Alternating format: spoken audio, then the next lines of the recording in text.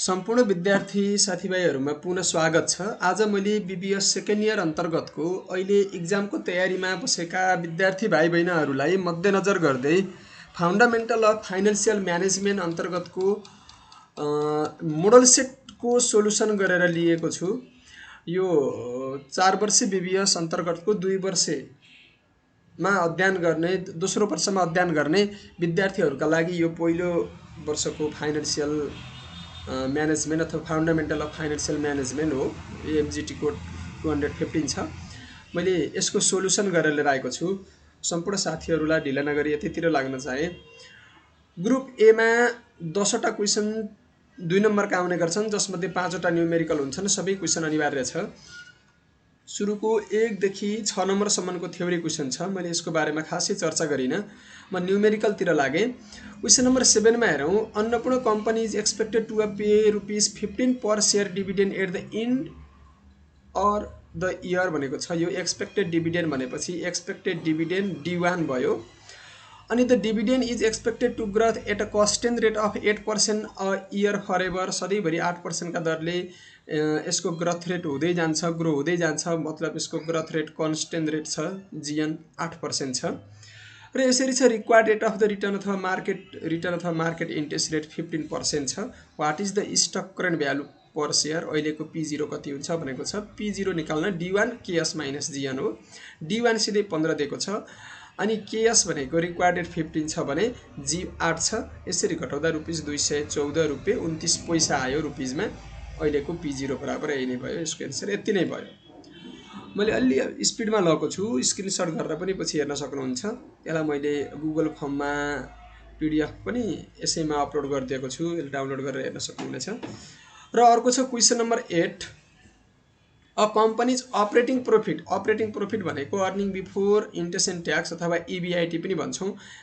Operating profit या तलतिर मैले गिभनमा सरसरी लेख्दै गएको छु। अपरेटिङ प्रॉफिट 5 लाख छ। It has 10% debenture worth ₹20 lakh. 20 lakh 10% ब्याजमा तिर्ने गरी लोन लिएर आएका छौं भने 20 लाखको 10% इन्ट्रेस्ट आई 10% अफ 20 लाख भनेको 2 लाख भयो। अनि the company has no preferred stock क्वेशनमा छैन, जसको मतलब प्रिफरेन्स डिभिडेन्ड दिनु परेन, त्यसलाई माइनस गर्नु पर्ने भएन। What is the companies degree of financial leverage, DFL सोधेको छ। DFL भनेको यदि प्रिफर्ड स्टक नभएको अवस्थामा EBIT अपन EBT हो। प्रिफर्ड स्टक छ भने EBIT upon EBT minus PD upon 1 minus tax हुन्छ। यसमा operating profit EBIT 5 lakh, interest 20 लाखको 10% 2 लाख, घटाउँदा 3 लाख आयो। प्रिफर्ड स्टक छैन। Degree of financial leverage DFL equal to what, DFL भनेको EBIT upon EBT 5 lakh upon 3 lakh equal to 1.67 times. यसको एन्सर यति नै भयो। अब क्वेशन नम्बर 9 मा जाउँ। क्वेशन नम्बर 9 मा छ company's expected sales is 30,000 unit for the year. एक वर्षमा एनुअल रिक्वायरमेन्ट, एक वर्षमा बेच्नु पर्ने क्वान्टिटी 30,000 युनिट छ। यो EOQ सँग रिलेटेड यता पछाडीको वर्किङ क्यापिटलबाट आएको क्वेशन हो। It has a policy of 10 days as a safety stock level. 10 दिनको चाहिँ सेफ्टी स्टकमा राख्नुपर्छ। यो 30,000 एक वर्षको हो भने 30,000 लाई 360 ले भाग गर्यौं भने 1 दिनको आउँछ। इन्टु 10 गर्यौं भने 10 दिनको आउँछ, जसलाई हामीले सेफ्टी स्टक भन्छौं। And the lead time is 15 days. Daily कन्जक्सनको लीड टाइम हेर्ने हो भने 15 डेजको छ। कन्जक्सनलाई 15 डेजमा कन्भर्ट गर्न सक्छौं। What is the reorder point for the reorder fund अथवा रिअर्डर लेभल सोधेको छ। यसमा हामी एजुम 360 डेज इन अ इयरबाट लगेको छु। म रिअर्डर पोइन्टको कुरा गरौँ, रिअर्डर पिरियडको कुरा। एनुअल एक्सपेक्टेड सेल्स 30,000 युनिट ए छ। सेफ्टी स्टक लेभल 10 डेज छ। डेज इन अ इयर 360 छ भने डेली कन्जक्सन एनुअल सेल्सलाई 360 ले भाग गर्ने हो भने 83.33 आयो। सेफ्टी स्टकको कुरा गर्ने हो भने 10 दिन भनेको छ। 83.33 इन्टु 10 गर्दा 833.33 भयो। लीड टाइम 15 डेज छ भने रिअर्डर पोइन्ट अथवा ROP रिअर्डर पिरियड बराबर व्हाट, रिअर्डर पिरियड भनेको safety stock plus daily consumption into lead time हो। सेफ्टी स्टक 833 आयो। डेली कन्जक्सन 83.33 इन्टु 15 गर्दा 2083.33 रिअर्डर पिरियड आयो। अब क्वेशन नम्बर 10 मा जाउँ। Herbo manufacturing company's inventory conversion period 90 days. Inventory conversion period 90 days छ। An average collection period ACP, यो ICP 90, ACP 60, यो 90 र 60 जोडेपछि अपरेटिङ आउँछ।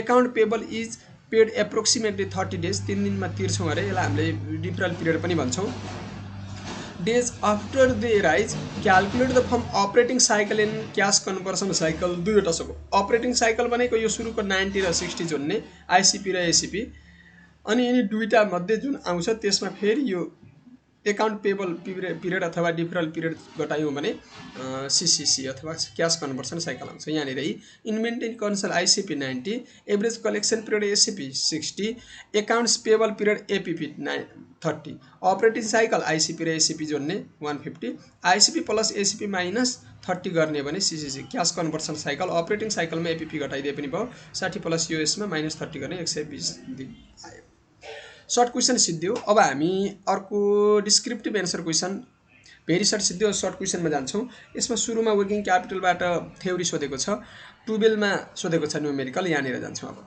के भन्छ हेरौँ है the management of Happy Tour and Travel Limited decided to buy a printer taking a loan 1 lakh एउटा प्रिन्टर किन्न चाहन्छ अरे ट्राभलिङ कम्पनीले 1 लाखमा for 3 years from Bank of the Kathmandu बिओकेबाट लोन लिएर आएर 1 लाखको लोन लिएर आएर 3 वर्षमा तिर्ने गरी लिन्छ अरे the loans bears to annual interest rate 10% 10% वार्षिक रूपमा ब्याज तिर्नुपर्ने छ इक्वलेन्स for equal annual instalment payment of the end of the each of the 3 year प्रत्येक वर्ष बराबरी किस्ता तिर्छ अरे क्वेसनले सोध्यो सुरुमा calculate the amount of annual payment PMT सोध्यो prepare the loan amortisation schedule सोध्यो calculate the equal monthly instalment फेरि यसलाई मन्थलीमा लान पर्यो अब यहाँनिर हेरौँ यसमा मैले यहाँनिर बुझाउन चाहन्छु अब सोल्युसनमा हेरौँ एमाउन्ट अफ लोन 1 लाख छ मन्थली पिरियड यन मेच्युरिटी पिरियड यन 3 इयर्स छ इन्ट्रेस्ट रेट के बराबर 10% छ एनुअल पेमेन्ट भनेको एमाउन्ट अफ लोन पिबिआइएफए के पर्सेन्ट यन इयर हो 1 लाखलाई पिबिआइएफए 10% 3 वर्षमा हेर्दा 2.4869 हुन्छ यसको एनुअल पेमेन्ट 40,211 आयो मैले पोइन्ट पछाडिको राउन्ड फिगर गरिदिएको छु पोइन्टलाई त्यसरी गर्दा हामीलाई सजिलो हुन्छ क्याल्कुलेट गर्न अब यहाँनिर हेरौँ अब ए नम्बरको पिएमटी यति नै आयो अब बीमा prepare the loan amortisation schedule सुरुमा इयर लेखौँ अनि beginning principal PMT interest I payment principal र एन्डिङ ब्यालेन्स हो सुरुमा 1 लाख लोन लिएर आएका छौँ प्रत्येक वर्ष 40,211 किस्ता तिर्ने हो 40,211 40,211 40,211 यसमध्ये अलिकति ब्याज र अलिकति प्रिन्सिपल जोडिएको हुन्छ इन्ट्रेस्ट र प्रिन्सिपल यो 40,211 मध्ये 1 लाखको 10% 10,000 ब्याज भयो 40,000 मा 10,000 घटाउँदा 30,211 भयो 40 मा 10,000 घटाएर 30,000 आउँछ भने 1 लाखमा 30,000 घटाएर यो 69,000 आएको हो 69 यो वर्षको अन्तिम भन्नुको मतलब 2 वर्षको ओपनिङ फेरि पिएमटी यति 69 को ब्याज फेरि यति 40 मा यो घटाउँदा यति फेरि यो 69 मा 33 घटाउँदा 36 लास्ट किस्ता 36 नै आयो 40,000 यति गर्नुपर्छ यो 36 तिर्नुपर्छ भने राउन्ड फिगर गर्दा यो ब्याज 36 557 लाई 554 यहाँ थोरै यो राउन्ड फिगर गर्दा तलमाथि भएको यसरी हामीले prepare the loan amortisation schedule गर्यौं अर्को monthly payment amount of loan पिबिआइएफए के बाइ यन इन्टु मन्थली भनेपछि के लाई 12 ले भाग गर्ने यन लाई 12 ले गुणन गर्ने यो यही नै छ 1 लाख पिबिआइएफए यो के लाई भाग गर्दा 10% लाई 12 ले भाग गर्दा 0.8333 आयो अनि 3 वर्षलाई 12 ले गुणन गर्दा 36 वटा पिरियड भयो यो हेर्दा 30.9914 भयो टेबुलेसन मेथड अब यस्तो त हुँदैन क्याल्कुलेसनबाट गर्नु पर्यो अनि मन्थली इन्स्टलमेन्ट 3226 रुपैयाँ 70 पैसा आयो मन्थली इन्स्टलमेन्ट यति आयो अथवा एनुअललाई 12 ले भाग गर्न पनि सक्छौं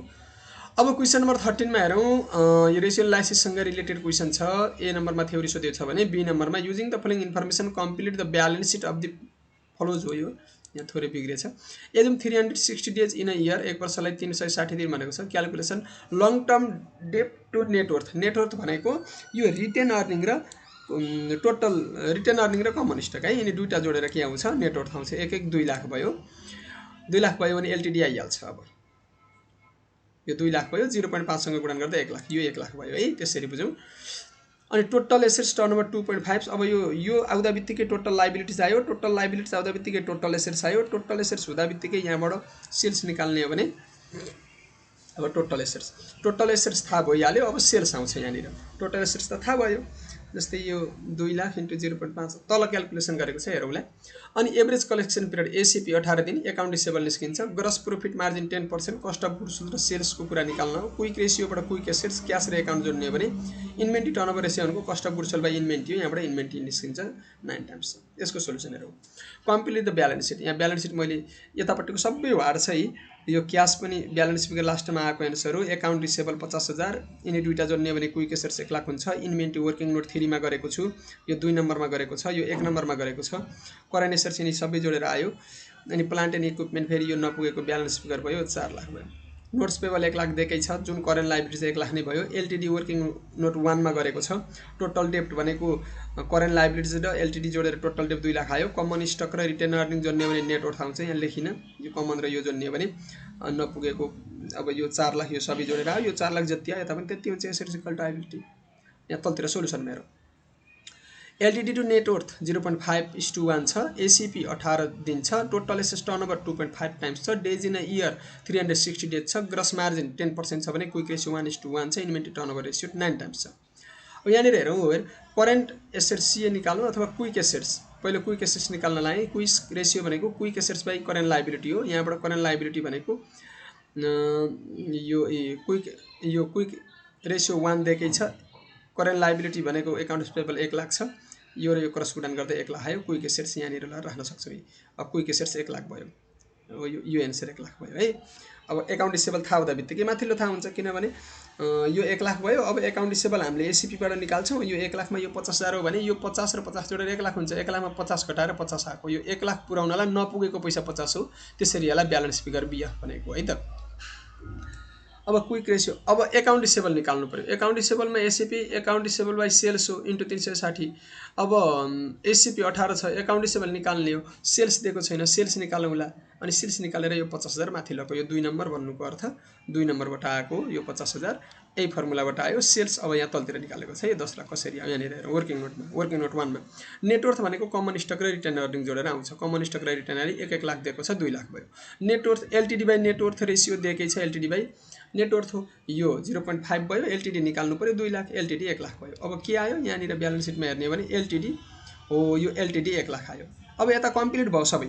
यो 1 लाख दिएकै छ, यो सबै जोडेर 4 लाख भयो। यो 4 लाख भएपछि यो पनि 4 लाख भयो। हेरौँ है, यो 4 लाख हुँदा बित्तिकै एसेट्स थाहा भयो। अब एसेट्स थाहा भएपछि सेल्स निस्किन्छ यहाँनिरबाट। यहाँ नम्बर 2 मा sales. Total assets turnover ratio sales by total assets हो। 2.5 टाइम्स यो दिएको छ। सेल्स निकाल्ने हो। टोटल एसेट्स भनेको टोटल लाइबिलिटी 4 लाख, सेल्स यसरी 10 लाख आयो। Cost of goods sold 90% of sales, किनभने ग्रस प्रॉफिट 10% भनेको छ। ग्रस प्रॉफिट र कस्ट अफ गुड्स सोल्ड जोडेर सेल्स हुने हो। त्यस कारणले गर्दा यहाँनिर के बुझौँ भन्दा सेल्स 10% घटाएपछि बाँकी बचेको 90% कस्ट अफ गुड्स सोल्ड हो। Cost of goods sold 9 lakh भयो। अब यहाँबाट इन्भेन्ट्री टर्नओभर रेसियो निकाल्न सजिलो हुन्छ। तलतिर यहाँ इन्भेन्ट्री टर्नओभर रेसियो भनेको cost of goods sold by inventory हो। इन्भेन्ट्री टर्नओभर रेसियो 9 टाइम्स, यो 9 लाख, तल इन्भेन्ट्री, यो र यो गुणन गर्दा इन्भेन्ट्री 1 लाख आयो। अब यहाँनिर के बुझ्न सक्छौँ भन्दा इन्भेन्ट्री 1 लाख, यो एकाउन्ट रिसिभेबल त्यहाँ बुझिहाल्यौँ होइन। सेल्स आइसकेपछि एकाउन्ट रिसिभेबल निकालेका छौँ। यहाँनिर सेल्स 10 लाख आयो। अनि एकाउन्ट रिसिभेबल यो account receivable by sales into 360 गरेर एकाउन्ट रिसिभेबल 50,000 आयो। यो 50,000 आउँदा बित्तिकै यो 1 लाख होइन क्विक रेसियो निकालेको। यो यहाँ ब्यालेन्स यो 1 लाख पुऱ्याउन 50 पुगेन balance figure. Inventory working note 3 मा 1 लाख निकाल्यौँ। अब इन्भेन्ट्री निकाल्यौँ भने यहाँ 4 लाख हुनुपर्छ। सबै भयो, प्लान्ट एन्ड इक्विपमेन्ट भएन। 4 लाख हुन सबै जोड्यौँ र जति पुगेन त्यो प्लान्ट एन्ड इक्विपमेन्ट हो। त्यो 2 लाख पुगेन, यो पनि बिएफ भन्नुको अर्थ ब्यालेन्स फिगर हो। यो 1 लाखमा नपुगेको 50,000 ब्यालेन्स फिगर हो भने यो प्लान्ट एन्ड इक्विपमेन्टमा नपुगेको ब्यालेन्स फिगर यता वाट भन्नुको अर्थ यो वाट सोधेको हो भनेको। यहाँ पनि यो वाट भनेको सोधेको यति हो। यसरी ब्यालेन्स सिट हामीले यसलाई कम्प्लिट गऱ्यौँ। अब अर्को छ क्वेसन नम्बर 14 मा suppose SS company sold an issue of bond with 10 years maturity. 10 वर्षको लागि बोन्ड, यो बोन्ड भ्यालुएसनबाट आएको क्वेसन हो। पार भ्यालु अथवा यम बराबर 1000 छ। एन कपन रेट आई बराबर 12% भनेको 1000 को 12% 120 रुपियाँ के भयो भन्दा आई भयो। Interest payment make market interest rate, market interest यो यन भएछ इन्ट्रेस्ट रेट इज 15%। यो के हो रिक्वायर्ड रेट अफ रिटर्न भनेको। सुरुमा सोधे calculate the bond at present, अहिले V0 कति छ अनि would you purchase the bond if it is a trading 915 अहिले मार्केटमा 950 मा बोन्ड पाइएको छ कारोबार भइरहेको छ भने तपाईले यति बेला किन्नुहुन्छ कि नै भनेर के गर्नुहुन्छ भनेर सोधेको छ। अर्को छ if actual price of the bond is market 1100 यदि V0 1100 छ भने क्याल्कुलेट द एप्रोक्सिमेट YTM कति हुन्छ भनेको छ। यहाँनिर सोल्युसन हेरौँ है क्वेशन नम्बर 14 मा क्लियर देखाउन खोजे। मेच्युरिटी पिरियड यन बराबर 10 वर्ष छ। पार भ्यालु अफ बोन्ड अथवा फेस भ्यालु अफ बोन्ड यम बराबर 1000 छ भने कपन रेट 12% छ जसबाट इन्ट्रेस्ट रेट आई भनेको 12% of 1000 equal to 120 per annum आयो। इन्ट्रेस्ट रेट अथवा मार्केट रेट भनेको 15% छ। भ्यालु अफ बोन्ड V0 मैले यहाँनिर आई अपन PBIF के पर्सेन्ट अनि यम PBIF गरे पनि हुन्छ फर्मुलाबाट गर्दा पनि हुन्छ 1 1 - 1 + k को power n divide by k यहाँ 1 1 - k भनेको 15% 1.15 बसिँदै जोड्दा पावर 10 गरेर आउँदा यो 849 आयो। अहिले यसमा के भनेको छ 950 मा मार्केटमा कारोबार भइरहेछ भने यो बेलामा किन्नुहुन्छ कि के गर्नुहुन्छ भनेर सोधेको छ।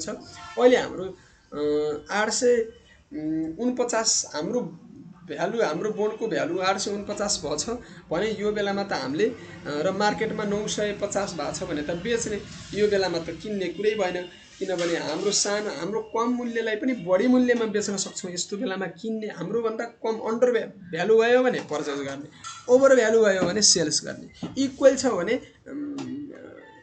स्टप गर्ने नो सेल्स नो यति मार्केट कुरेर बस्ने हो। Value of the bond at current period is 849 करिब 849.43 आयो। अब यस्तो बेलामा के गर्ने हेरौँ है त।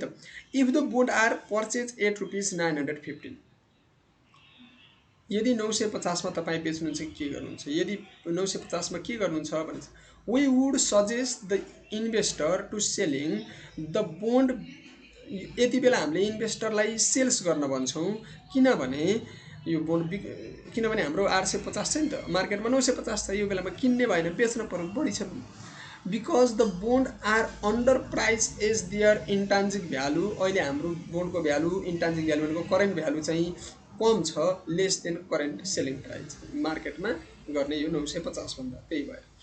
दुईमा एप्रोक्सिमेट YTM सोधेको छ। If actual price bond V0 बराबर 1100 छ भने एक्चुअल YTM सोधेको छ। एप्रोक्सिमेट YTM भनेको I + M - V0 upon n upon m + 2V0/3 हो 120 1000 1110 यति गर्यौं गर्दा 10.21 आयो। एप्रोक्सिमेट YTM यति आयो। एक्चुअल YTM निकाल्नु परेको भए IRR जस्तो गरेर इन्टरपोलेसन गरेर गर्नुपर्ने थियो। अब 15 मार्क्सको क्वेशन कस्ट अफ क्यापिटलबाट आएको छ एकदमै इजी खालको क्वेशन छ यसलाई हेरौं। Lalitpur engineering company LEC has the following capital structure which is the considered to be optimal देखो छ। डेप 25% यो वेटेड हो। WD बराबर 25 प्रिफर्ड स्टक WP बराबर 15 कम्पनी कमन इक्विटी दुईवटा दिन सक्छ यसलाई WS वा WE रिटेन अर्निङ दिएको छ भने WS राख्दा हुन्छ 60% गरेर 100% भयो। अनि LEC यो LBC नै LE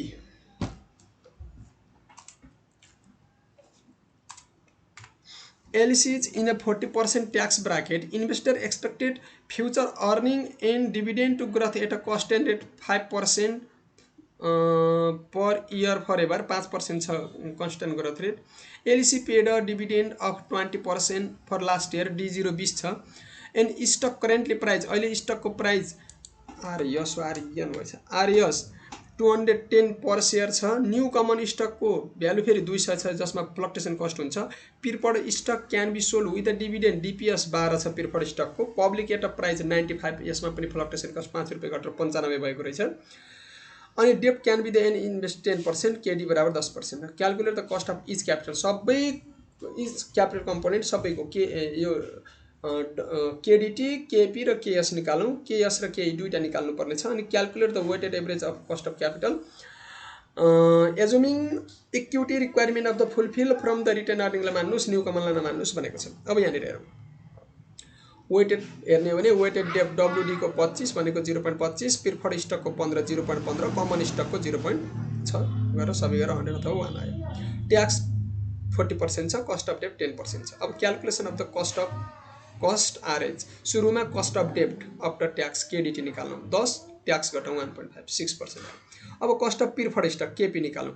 डीपीएस 12 छ, value of the preferred stock P0 अथवा P0 net processed net P0 भनेको 95 छ। अब यस्तो बेलामा केपी भनेको डीपीएस P0 नेट हो, 12/95 गर्दा 12.63% भयो। अब यहाँनिर अर्को छ cost of common stock. Cost of common स्टकमा दुईटा कुरा छ है। एउटा ग्रोथ रेट जीएन 5% छ, कस्टेन छ, अनि लास्ट इयर डिभिडेन्ड D0 20 रुपैयाँ छ।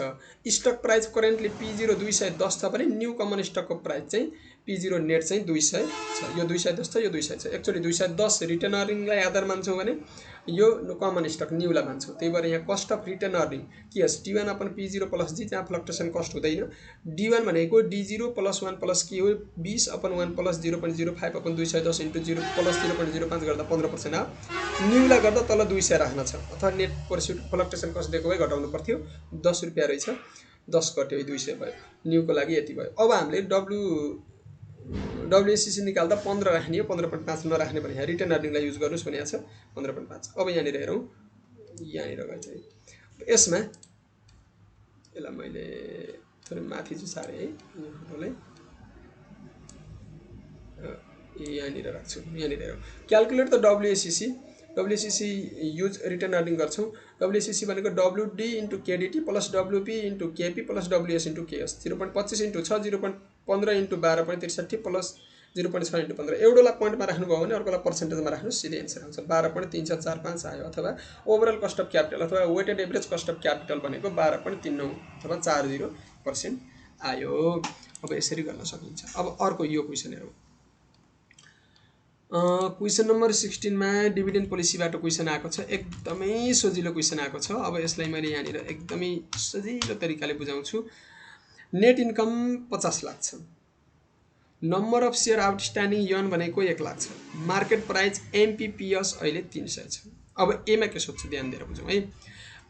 The company had a 20% dividend pay out ratio. कम्पनीले अहिले 20% डिभिडेन्ड बाँड्छ। डिभिडेन्ड बाँड्ने भनेको जहिले पनि नेट इन्कमबाट हो, कुरा बुझौँ है। 2020 मा 20% बाँडेछ अरे। अहिले त हामी 2021 मा छौँ, क्वेसनले यहाँ 2021 को इन्फर्मेसन दिएको छ। 2020 मा 20% बाँडेछ। बाँड्ने केबाट हो? नेट इन्कमबाट जहिले पनि। त्यसरी बुझौँ। If Excel wants to maintain this pay out ratio in 2021, अहिले पनि कम्पनीले त्यही dividend pay out ratio maintain गर्न चाहन्छ, त्यही फलो गर्न चाहन्छ अरे। भन्न खोजेको 2021 मा पनि 20% नै दिन्छ अरे। What will be its per share dividend in 2021? त्यसो भए dividend per share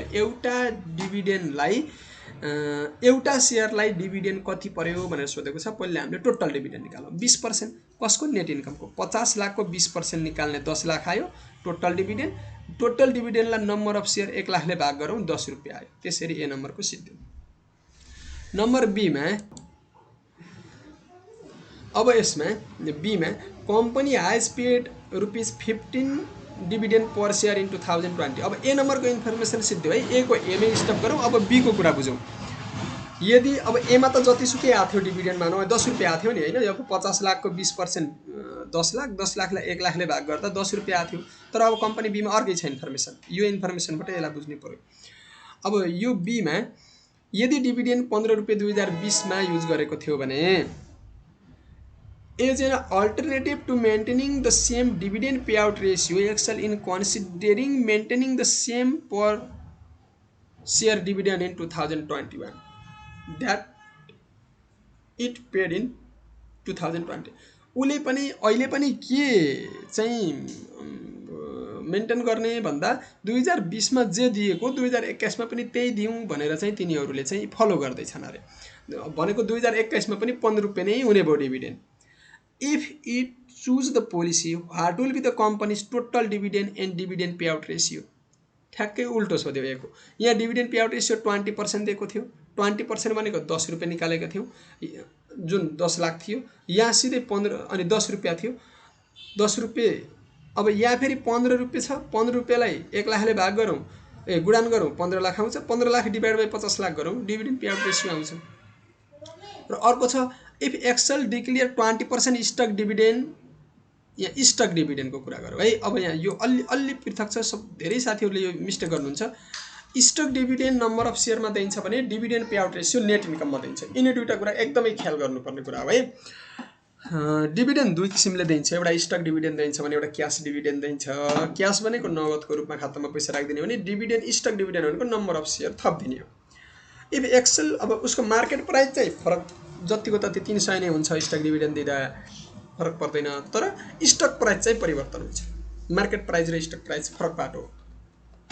20% stock dividend दिने कसको? 1 लाखको, 50 लाखको होइन, 50 लाखको डिभिडेन्ड हो भने स्टक डिभिडेन्ड भनेको नम्बर अफ सेयरमा दिन्छ।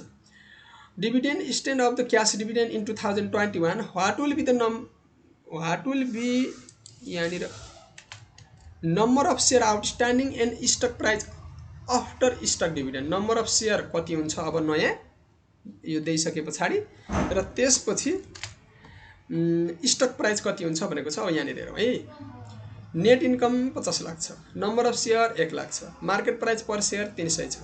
ए नम्बरमा भनेको छ company paid 20% dividend pay out ratio in 2020 and 2021 दुईटैमा फलो गर्ने भनेपछि त 20 मा पनि यही दिएको र 21 मा पनि यही दिन्छ अरे। डिभिडेन्ड पर सेयर कति हुन्छ भनेको छ। पहिलो टोटल डिभिडेन्ड निकालौँ। डिभिडेन्ड पे 2021 मा 20% मा 50 लाख नेट इन्कमको 10 लाख आयो। अब 10 लाखलाई यहाँनिर मैले गरिदिएको छु। डिभिडेन्ड पे आउट रेसियो टी, डिभिडेन्ड पर सेयर डिपिएस भनेको number of paid dividend paid upon यन 10 लाखलाई 1 लाखले भाग गरौँ 10 रुपैयाँ आयो। ए नम्बरको सिद्धियो। बीमा यदि डिभिडेन्ड पेड 15 रुपैयाँ तिरेको हुन्छ 20 र 21 मा भने अब यसमा फेरि टोटल डिभिडेन्ड निकाल्नुस् भनेको छ। डिपिएस बाइ यन यहाँ भाग गरेका थियौँ, अब यसको क्रस गुणन गर्ने, डिभिडेन्ड पेड निकाल्नु पर्यो। यो र यो गुणन गरेपछि त यो 10 लाख आयो। जस्तै यो डिपिएस इन्टु यन 15 इन्टु 1 लाख 15 लाख भयो। डिभिडेन्ड पे आउट रेसियो यहाँनिर रेसियोमा हामीले यसरी निकाले जस्तै 20% भने जस्तै यहाँनिर चाहिँ फेरि कति percent dividend by net income 15 लाखलाई 50 ले भाग गरौँ 30% आयो। यो बुझ्नु। अनि अब यहाँनिर टोटल डिभिडेन्ड 15 लाख भयो भने dividend pay out ratio DPR भनेको 30% इन 2021 भयो। अब यसको सीमा हेरौँ है। सीमा के भन्छ। If Excel declares 20% stock dividend स्ट्यान्ड अफ the cash dividend in 2021 cash डिभिडेन्डको सट्टामा 2021 मा के गर्छ अरे स्टक डिभिडेन्ड 20% दिन्छ। कसको? नम्बर अफ सेयरको। जहिले पनि है नम्बर अफ सेयर कति हुन्छ भन्यो। Number of new number of share outstanding भनेको पुरानो old number of share plus new number of outstanding share. सुरुको 1 लाख र अब 20% अफ 1 लाख भनेको 1 लाख र 20,000 गरेर 1,20,000 भयो। 20% यही नम्बर अफ सेयर यसैमा जोड्ने हो। अर्को छ stock price after stock dividend. Stock price भनेको मार्केट प्राइस पर सेयरलाई 1 प्लस डिपिआर ले dividend pay out ratio stock dividend यो रेसियो छ हो त्यसैले भाग गर्ने हो। यो 300 लाई 20% 1.2 ले भाग गर्दा 250 आयो। न्यू मार्केट प्राइस भनेको 250 यति मात्रै भयो। अब लङ एन्सर क्वेसन छ, एकदमै सजिलो खालको क्वेसन पनि भनेर बुझ्छौँ यसलाई हामी। यहाँनिर अब यसमा 10% 20% यही छ। ल 17 नम्बरको थ्योरी हो यो वेल्थ मैक्सिमाइजेसन गोलको कुरा दिएको छ। 18 नम्बरमा हेरौँ। इकोनोमी के भन्छ। इकोनोमी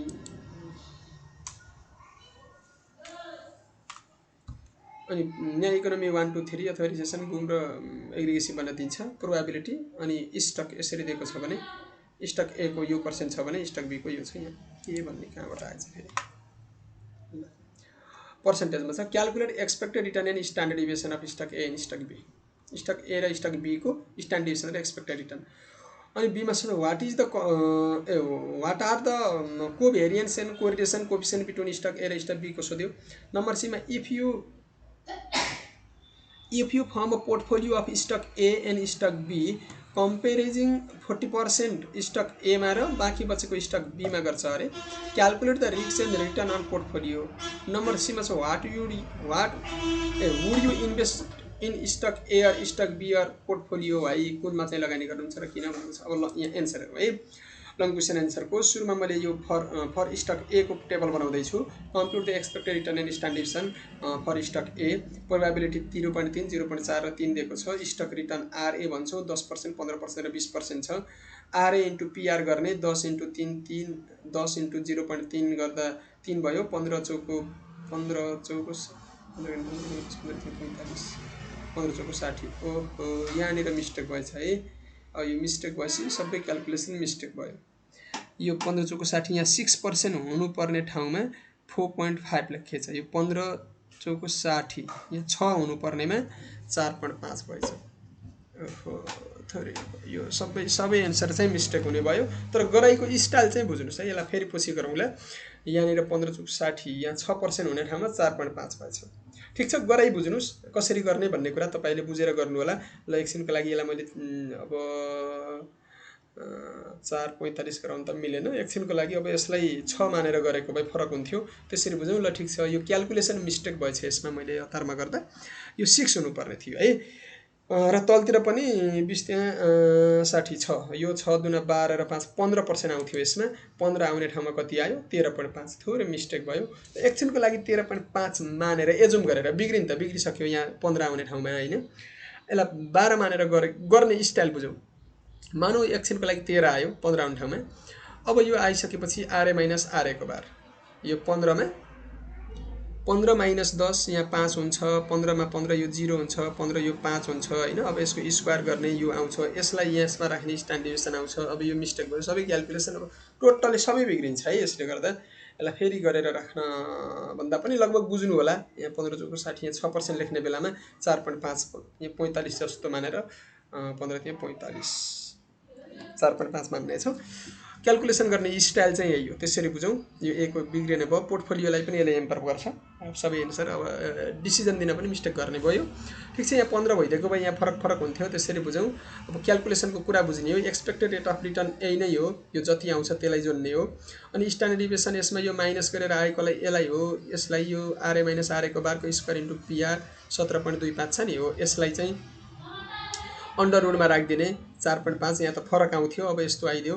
अनि बी चाहिँ ठिक छ। बीमा हेरौँ। ए को मिस्टेक भए तापनि गर्ने स्टाइल त्यही हो। तपाईहरुले यसलाई तुरुन्तै क्याल्कुलेसन गरेर सच्याउनु होला। पीआर 0.3 0.4 र 0.3 छ। आरबी 30 20 र 10 छ भने आरबी इन्टु पीआर यो 3 त्यहाँ 9%, 4 दुना 8, 10 त्यहाँ 3 गरेर सबै जोड्दा 20 भयो।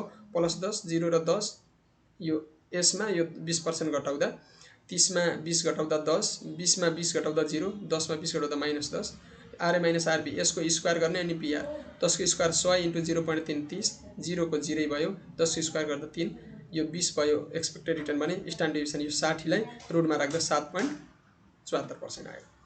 अब तलतिरपट्टि यसको कोभेरिएन्स यो आरए माइनस आरए को बार र आरबी माइनस आरबी को बार इन्टु पीआर हो। यो आरए माइनस आरए को बार यो चाहिँ मिस्टेक भइसक्यो। यो ठिक छ, गर्ने स्टाइल यही हो। यसरी गरौँ। -30 आयो। यहाँ फरक आउनु पर्ने होला हैन। फरक नै आउँछ किनभने यहाँ 0 यहाँ 5 हुन्छ। यहाँ 5 50 100 यहाँ 10 आउँछ। अब कति -100 आउँछ होला जहाँसम्म त्यस्तै लाग्यो मलाई।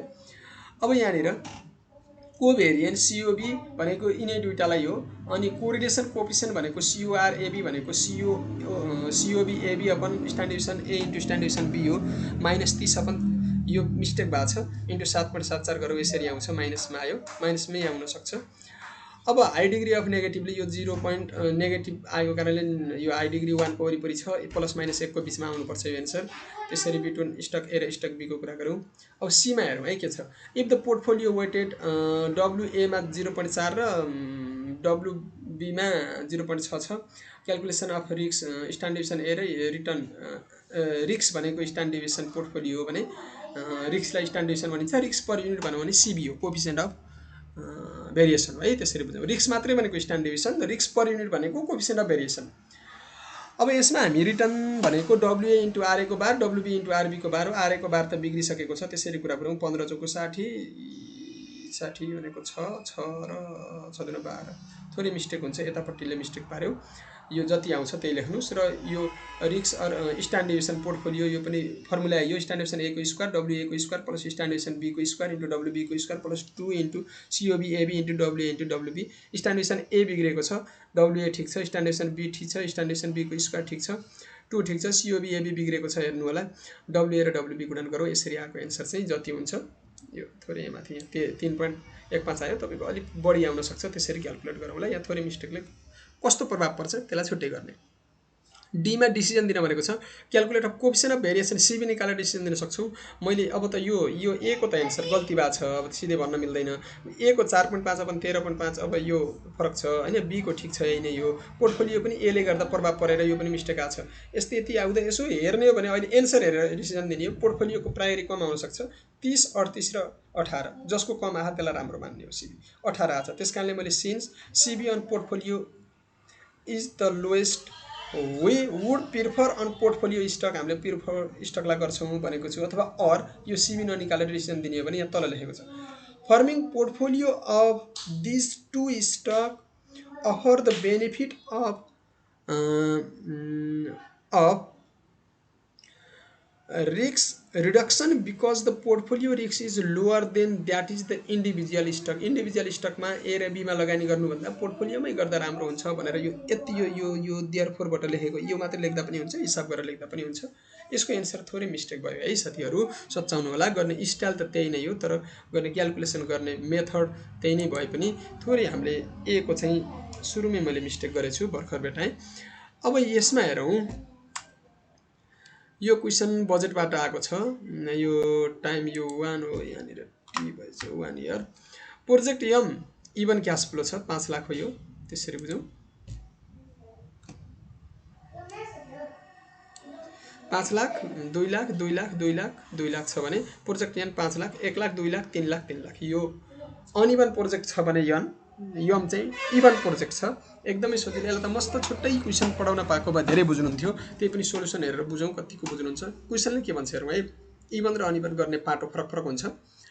मैले सर्टकट यो टेबल बनाएर भ्यालु लेखेर पिबिआइएफ हेरेर गर्न भन्दा ठ्याक्क फर्मुलामा फटाफट गर्ने हो भने फास्ट हुन्छ भनेर क्याल्कुलेसन कहाँनिर ट्राई गर्दा लेखेर गर्ने कि क्याल्कुलेसनमै गरेर बल्ल लेख्न सुरु गर्ने भन्ने कुरालाई विशेष रूपमा मैले यसमा प्रस्तुत गरेको छु।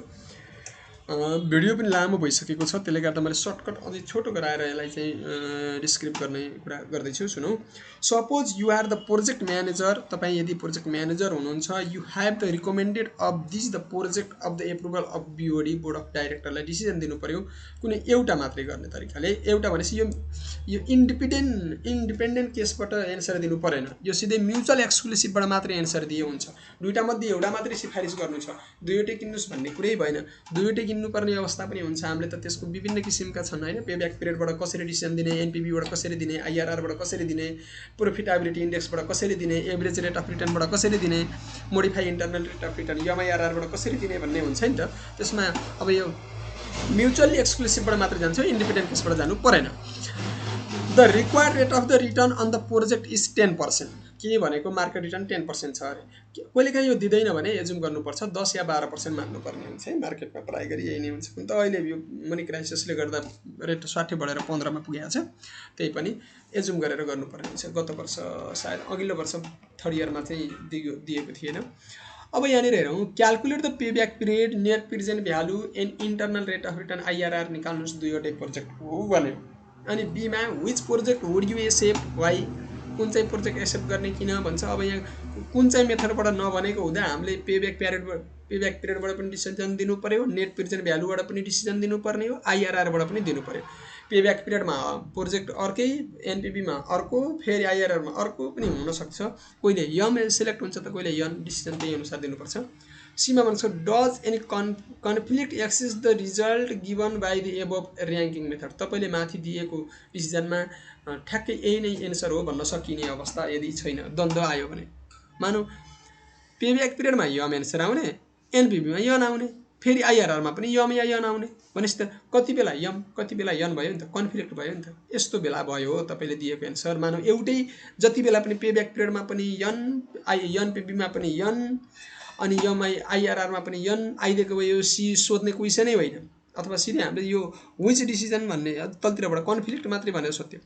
Which decision criterion would you follows if the कन्फ्लिक्टेसन एक्सिस्ट वाइ। यदि तपाईँले यस्तो अवस्था आयो र एउटै रोज्नु पर्यो भने कुन चाहिँ मेथडलाई एक्सेप्ट गर्नुहुन्छ, पे ब्याक पिरियडलाई गर्नुहुन्छ कि एनपीबीलाई अथवा आईआरआर। पे ब्याक पिरियडलाई त हामीले हेर्दैनौँ, एनपीबी र आईआरआर बीचको द्वन्द्वात्मक परिस्थिति हुँदा कुनलाई एक्सेप्ट गर्नुपर्छ र किन भनेर सोधेको छ। यो ऐपछि पनि थ्योरीमा आउनुपर्ने आइरहने क्वेसन हो। यसलाई मैले मस्त थ्योरीमा लेखिदिएको छु, त्यसमध्येका 2-4टा पोइन्ट लेखेको छु। 1-2टा पोइन्ट तपाईँले एक्जाममा लेखिदिन सक्नुभयो भने एकदम प्रभावकारी हुन्छ। यो क्वेसन आउन सक्ने सम्भावना बढी हुन्छ।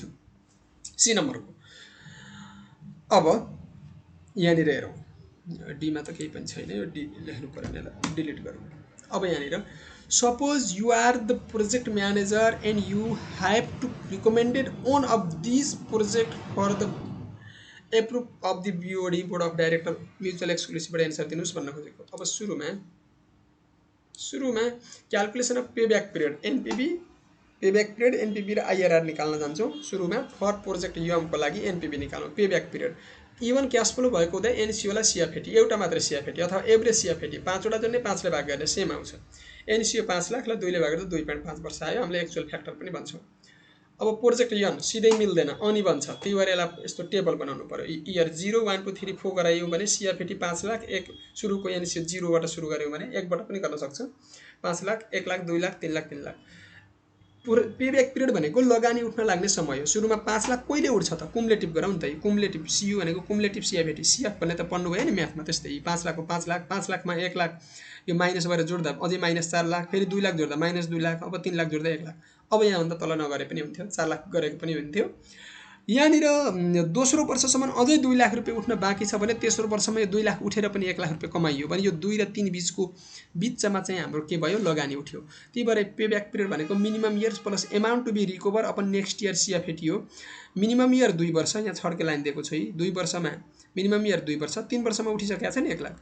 अनि एमाउन्ट टु बी रिकभर 2 वर्षमा रिकभर हुन 2 लाख, यो 2 लाखलाई रिकभर गर्ने यो 3 लाख लियो, नेक्स्ट इयर सिएफएटी 3 लाख गर्दा 2.67%, 6-7 इयर्स आयो। यसमा माथिल्लोमा 2.5 आयो, यसमा 2.67 आयो। जसको कम भयो त्यसलाई हामीले, जसको लगानी छिटो उठ्छ त्यो प्रोजेक्ट एक्सेप्ट गर्ने हुन्छ, पर्ने हुन्छ म्युचुअल एक्सक्लुसिभमा। अब यहाँ नम्बर 2 मा calculation of the net present value NPB सोधेको छ। प्रोजेक्ट युएमको इभन क्यास फ्लो छ। अब यो एनपीबी भनेको टोटल प्रेजेन्ट भ्यालुमा एनसिओ घटाउने हो, जतासुकै जे गरे पनि टेबलबाट गरौँ या नगरौँ।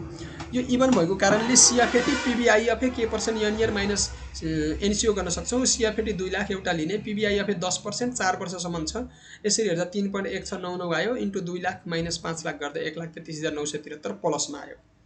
प्रोजेक्ट युएनको अनइभन क्यास फ्लो हो, यसलाई टेबलबाट गर्न पनि सक्छौँ। टेबल बनाएर गर्नुभन्दा फर्मुलाबाट छिटो हुन्छ भनेर मैले यसरी गरिदिएको। टेबलमा पनि तपाईँले पीबीआईएफ है, यसको लागि पीबीआईएफ 10% का भ्यालु हेर्दै जाने र अनि लास्टमा एनसिओ घटाएर गर्दा पनि हुन्छ। यसरी गर्दा छिटो हुन्छ भनेर एकैपटक क्याल्कुलेसन गर्न मिल्छ, सजिलो हुन्छ भनेर यसरी गरेँ। सिएफएटी 1 अपन 1 प्लस के को पावर 1, सिएफएटी 2 1 प्लस के को पावर स्क्वायर, सिएफएटी 3 1 प्लस के को पावर 3, सिएफएटी 4 1 प्लस के को पावर 4 माइनस एनसिओ। यहाँबाट यताको हो यो भरि पिर्जेन्ट, टोटल पिर्जेन्ट माइनस एनसिओ सबै यो 1 प्लस के भनेको यहाँ मैले 1 अनि 0.1 जोड्दाखेरि 1.1 को पावर 1, 1.2 को 1.1 को पावर 2, 1.1 को पावर 3, 1.1 को पावर 4 माइनस 5 लाख गर्दा यो 1,86,000, यो 1,33,000, यो 1,86,000। यसमा प्रोजेक्ट बी एक्सेप्ट भयो, माथिल्लो एनपीबीमा प्रोजेक्ट ए भएको थियो, द्वन्द आइसक्यो नि त। अब आईआरआर निकाल्ने भनेको यो इभन र अनइभन फरक छ, यसलाई अनइभन जस्तो गराएर पनि गर्न सकिन्छ। प्रोजेक्ट युएमको लागि इभन क्यास फ्लो भएकोमा actual factor pay back period 2.5 वर्ष, यहाँ माथि हामीले निकालेका थियौँ नि, यो 2 यही एक्चुअल फ्याक्टर कहाँनिर पर्छ भनेर पर्सेन्टेजमा हेर्दा पनि हुन्छ। Payback period 2.5 years, look at the PBIFA table at 4 इयर्समा हेर्ने है, यहाँ 4 इयर्स लेख्न बिर्सेछ। 2.5 इयर होइन, 2.5 factor, look at the 4 years, look at the PBIFA table as lies in 4 years हो, यहाँ 2.5 इयर्स भएछ। 2.5 कहाँनिर पर्छ? लोवर 21 र 22 को बिचमा पर्छ अरे 2.5।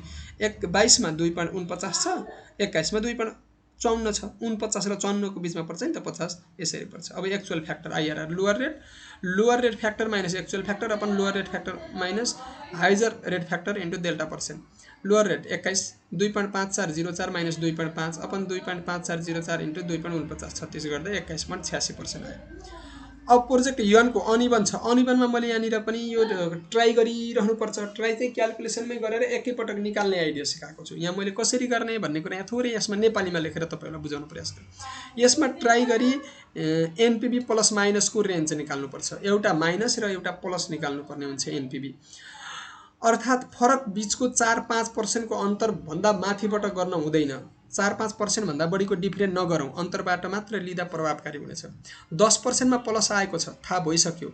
अब हामीले माइनस निकाल्न माथिल्लो रेटहरू 10% मा प्लस आयो भने जति माथि 15, 20, 25, 30 तिर जाँदा माइनस आउने गर्न सक्छौँ। सकभर फर्मुलाबाट गर्दा छिटो हुने गर्छ। अब एकैपटक यति धेरै यहाँनिर हेर्ने हो भने 1,86,000 प्लसमा आछ 10 मा, एकैपटक मैले 20 मा क्याल्कुलेसनमा ट्राई गरेँ क्याल्कुलेटरमा है, किनभने 1 लाख अपन 1.2, 2 लाख अपन 1.2 को स्क्वायर, 3 लाख अपन 1.2 को क्युब, 3 लाख अपन 1.2 को पावर गर्दा पनि प्लस नै आयो। त्यसपछि मैले एकपटक 24 मा गरेँ, थोरै माइनस आयो, फेरि 23 मा गरेँ, प्लस बल्ल लेख्न सुरु गरेँ। पहिले लेख्दै गर्दै गर्ने होइन, पहिले क्याल्कुलेटरमा हान्ने प्लस माइनस के आउँछ अनि बल्ल लेख्न सुरु गर्ने, छिटो हुन्छ। 23 मा गरेँ, किनभने मैले 23 मा एकैपटक गरेको चाहिँ होइन है, पहिला 20 मा गरेका थिएँ, 20 मा गर्दा नि प्लस आयो, त्यसपछि मैले 25 मा नगरेर 24 मा गरेका थिएँ, 24 मा माइनस आयो, 24 मा माइनस आयो भने 23 मा के आउँछ भनेर हेरेँ, 23 मा प्लस आयो। 23 र 24 कति नजिकको डिफ्रेन्स भयो नि होइन। 20 र 24 को पनि गर्न चाहिँ पाइन्थ्यो है, 4-5% सम्मको अन्तराल लिन सक्छु। मैले 23 मा गरेँ, किनभने यो लेखेर गर्दा धेरै टाइम लाग्थ्यो, क्याल्कुलेसन त छिटो हुन्छ नि त, एकैपटकमा एन्सर आउँछ। CF81 1 प्लस k को पावर 1, CF82 1 प्लस k को पावर 2 गर्दै गर्दै यहाँसम्म अगाडि एनपीबी निकाले जस्तै 5 लाख गर्दा एनपीबी लोअर रेटमा प्लस आयो 5782 पोजिटिभ, बी प्लस भनेको बी आइबी लेख्नुपर्ने पोजिटिभ आयो है। अब ट्राई एट 24% मा गरेँ, यो पनि 24 राख्ने, यहाँ 23 राखे जस्तै सर गर्दा यो माइनस आयो, प्लस माइनस आयो नि डिफ्रेन्ट। अब आइआरआर निकाल्ने, यो आइआरआर यहाँनिर देखाउँछु। आइआरआर हेरौँ है, lower rate NPV lower rate, NPV lower rate minus NPV higher rate into delta percent formula आयो। यहाँ माइनस गरे पनि हाम्रो भ्यालु माइनस आएको हुँदा प्लस गर्नुपर्छ, यो माइनस र यो माइनस गरेर प्लस भएको है। 23% लोअर रेट 23%, 10%सँग क्याल्कुलेसन नगर्ने, माथि यति आयो, यसमा प्लस गऱ्यौँ 23.53% आयो। अब हेरौँ है नम्बर बीमा, which project would you accept decision any decision only mutual exclusive, कुन चाहिँ प्रोजेक्ट एक्सेप्ट गर्ने भनेर बीमा सोधेको थियो नि। अब हेरौँ, अन्डर पेब्याक पिरियडमा हेर्ने हो भने प्रोजेक्ट यमको 2.5 वर्ष आएको थियो भने प्रोजेक्ट यनको 2.67 वर्ष आएको थियो। Project M would be preferred because the which project payback period is less than project N, project यनको भन्दा प्रोजेक्ट यमको 2.5 कम आएको हुँदा प्रोजेक्ट यन एक्सेप्ट गर्छौँ, पेब्याक पिरियडमा छिटो लगानी उठ्यो। अन्डर एनपीबी हेरौँ, यमको 1,33,000 आएको थियो भने युनको 1,86,000, प्लसमा आयो भने दुइटै एक्सेप्ट गर्ने हो, तर म्युचुअल एउटा रोज्नु छ, जसको बढी आयो त यन, एमआई यम रोजेको, एमआई N. Project N should be preferred, it is the NPV is more than T H E N, more positively value than project M, more positively value of project M, positively value यसको भन्दा यसको बढी आएको कारणले गर्दा प्रोजेक्ट यम रोज्यो। अब आइआरआर हेरौँ, यमको 21, यनको 23, project N would you select or prefer because which IRR is greater than project M, मार्केटको रिटर्न भन्दा बढी आएमा एक्सेप्ट हुन्छौँ, तर यसमध्ये पनि धेरै यनको आयो। अब number डीमा, when ever the conflict exists between NPV and IRR अथवा NPV should be the selection NP is the better than IRR due the following reason भनेर दिएको छु। यदि कन्फ्लिक्ट भनेको एनपीपी र आइआरआर बिचकै क्वेसन प्राय गरी सोध्ने गर्छ, यसको कन्फ्लिक्ट भयो भने यिनै क्वेसन बुदागत रूपमा लेखिदिनु होला। यस्तो बेलामा हामीले एनपीपी र आइआरआर बिच कन्फ्लिक्ट भयो भने एनपीबी एक्सेप्ट गर्छौँ, किनभने number 1, assumption of the NPV is better than IRR, NPV assume that cash flow can be reinvestment at the firm's cost of capital, whereas IRR assume the cash flow can be the reinvestment at the project on IRR। यसरी बुझ्नुपर्ने कुरा छ। अनि अर्को कुरा हेरौँ, there may be multiple IRR if the project has the unconventional cash flow, NPV is different project are additive whereas IRR of different projects are not additive. NPV maximization always consists with the objective of shareholder wealth maximization, wealth maximisation राम्रो मान्नुपर्छ नि त। यसरी IRR र यस बिचको different आयो भने यति प्रोजेक्टमा कुनै 2-3वटा पोइन्ट तपाईँले लेखेर जानुभयो भने लास्टका यी 3वटा छोटा पनि छन्, अथवा जुन लेखे पनि हुन्छ 2-3टा लेख्नुभयो भने राम्रो हुन्छ। यसरी यो प्रोजेक्ट पनि करिब 47 यो भिडियो पनि 47-48 मिनटको भइसक्यो। तपाईलाई कस्तो लाग्यो यो फाइनान्सियलसँग रिलेटेड? त्यहाँनिर थोरै एउटा क्वेसन चाहिँ मिस्टेक भयो है, त्यहाँ क्याल्कुलेसन मिस्टेक, तपाईँले बुझ्नुभयो होला त्यो रिस्क एन्ड रिटर्न थ्योरीबाट। यस्तो मिस्टेकहरू हुनसक्छ, ख्याल गर्नु होला। अरू तपाईँले नजाने कुरा र कन्फ्युज भएको क्वेसनहरू छन् भने भन्दै जानु होला। भन्दै तपाईँलाई कस्तो लाग्यो आफ्ना साथीभाइहरूलाई पनि यो भिडियो सेयर र सब्सक्राइब गर्न लगाउनु होला भन्दै आजलाई मैले यहीँनिर चाहिँ अन्त्य गर्न चाहन्छु। तपाईँलाई यसको पिडिएफ अथवा समथिङ केही चाहियो भने यही तलको नम्बरमा व्हाट्सएप वा भाइबरमा अथवा टेलिग्राममा सम्पर्क गर्न सक्नुहुनेछ। हस्त, धन्यवाद।